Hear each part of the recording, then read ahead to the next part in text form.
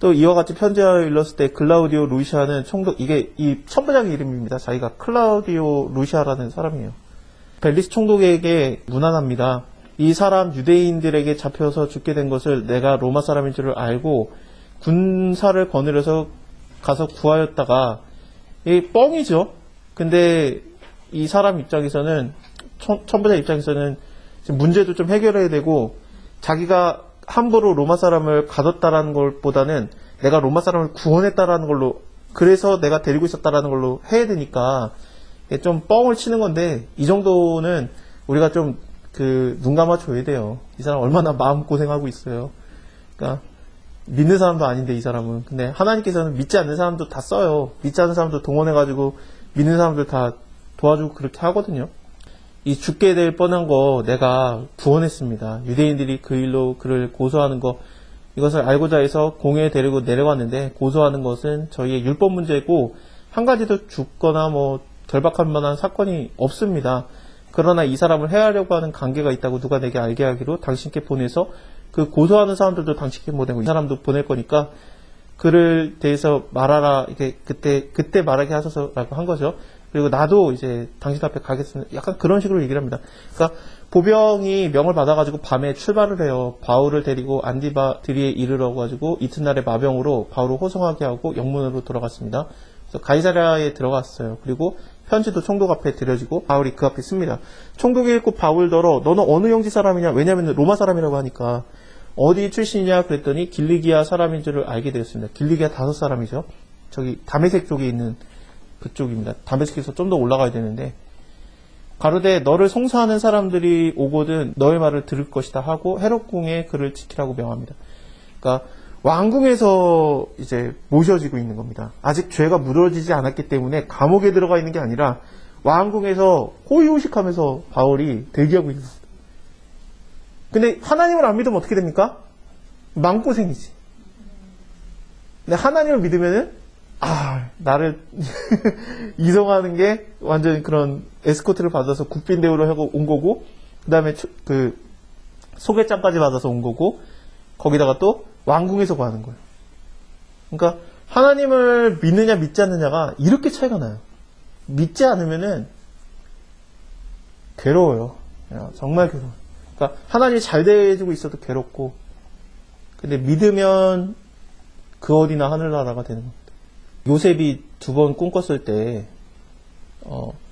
한 번은 형들이 절하는 꿈을 꿨고, 2번째 꿈은 엄마랑 아빠랑 형들이 요셉한테 절하는 꿈을 꾸죠. 그 2번째 꿈을 야곱이 해석을 해주거든요. 네가 꾼 꿈이 뭐냐? 나랑 엄마랑 형제들이 너에게 절을 하겠느냐? 라고 말한 다음에 그것을 마음에 두었더라 그러는데, 그러니까 요셉이 꿈을 해석한 적은 없어요. 그때까지. 나중에 헤롯 앞에서 꿈을 해석하지만, 그 전에는 하나님이 한번 가리켜요. 경험을 줘가지고 술관원장, 떡관원장 때 그때 한번 꿈을 해석하는 걸 한번 해줍니다. 근데 그 전에는 꿈을 해석해줬던 거는 형들과 야곱이었어요. 야곱이 그 2번째 해석을 해주고 그걸 마음에 뒀다고 하는데, 그 옷만 보고, 피 묻은 옷, 찢어진 옷만 보고 자기 스스로 거짓말을 만들어가지고 믿지 않습니까? 짐승이 내 아들 요셉을 찢어 죽였구나 라고 생각하고 혼자 슬픔에서 평생을 살아요. 믿었어야지. 하나님 말한 거를. 자기가 해석해줬잖아요, 그거를. 내 아들이 죽을 리가 없는데? 내가 걔한테, 그리고 너희 형제들이 걔한테 절할 날이 와. 나 아직 안 그랬는데? 하나님이 나한테 말씀을 줬는데? 죽었을 리가 없어. 그래야 돼요. 형제들이 요셉이 죽었습니다라고 말하지도 않았어요. 이 옷 좀 보소서. 혹시 당신의 아들 겁니까? 라고 보여주지. 지가 거짓말을 만들어서 믿었어요. 짐승이 찢어 죽였구나. 그렇게 산단 말이죠. 하나님 무슨 말을 해요, 거기다가. 말했는데 안 믿는데. 아무 말 안 해요, 그냥. 평생 슬픔의 음부에 들어간다, 막 그런 식으로 표현이 돼요. 음부에 들어가서 내 흰머리로 나를 뭐 어쩌고저쩌고 그런 얘기를 하지 않습니까? 그렇게 살아요, 그냥. 그러니까, 하나님 믿었으면 내 아들 죽었을 리가 없다지. 근데 하나님 말씀을 안 믿으니까 약속의 땅 가나안 땅에 사는데 실리적으로 보면 좋은 건데, 실리적으로 보면 내 아들 지금 유학 가 있는 건데, 실리적으로 보면 내 아들 이제 출세할 건데, 그래서 우리가 절할 날이 오는 건데 안 믿어지는 거야. 그러니까 평생을 괴로워하면서 살아요, 그냥. 그리고 나서 형제들이 한번 갔다가 왔다가 갔다가 온 다음에 그 다음에 하는 얘기가 뭐냐면은 아, 요셉이 살았나이다. 안 믿어요. 그때 왜 믿습니까? 요셉이 보낸 리무진을 보죠. 버금수레를 보지 않습니까? 애굽의 파라오의 버금수레를 봐요. 그러니까 버금수레라는 게 두 번째 수레라는 건데 첫 번째 수레는 파라오의 것이고 두 번째 수레를 그러니까 그 애굽 그 강대국에서 가장 강한 강대국에서 제일 좋은 수레의 두 번째 거를 아버지를 데려오라고 보내요. 그 리무진을 보고 깨달아요. 내 아들이 총리가 됐구나. 그거 타고 옵니다.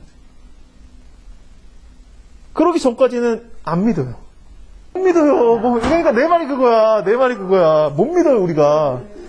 우리가 괴로움에서 살아요. 그러니까 죽겠는 거야. 그냥 미치겠는 거죠. 그러니까 우리가 너무 힘들어. 맞아요. 그걸 못 믿어요. 하나님이 내가 너와 함께 하겠다. 내가 너를 참으로 도와주겠다. 내가 너를 강하고 내 힘센 내 손으로 갖다 내가 구해주겠다 그랬는데 아멘 하고 안 믿어요. 하나님이 나를 구해줄 수 있는 능력이 있다라는 게 안 믿어져.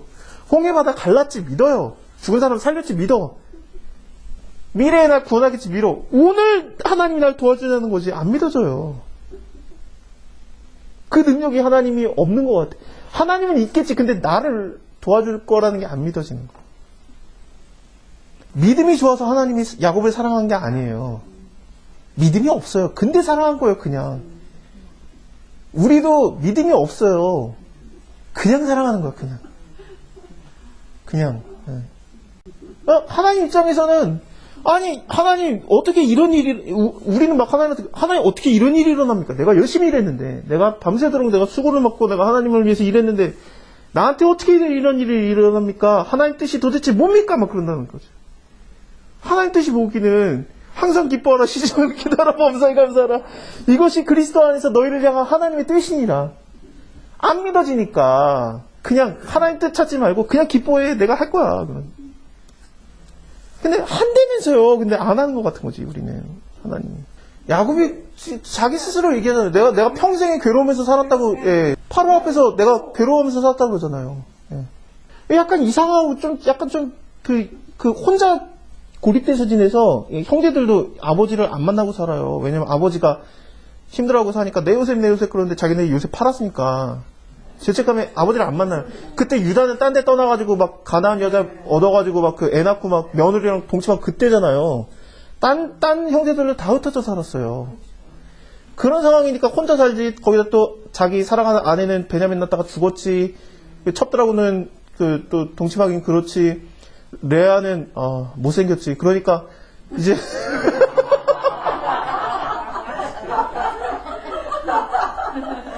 첫째 부인은 못생겼지. 근데 라반하고 그 자기 장인어른하고 떨어질 때 뭐라고 합니까?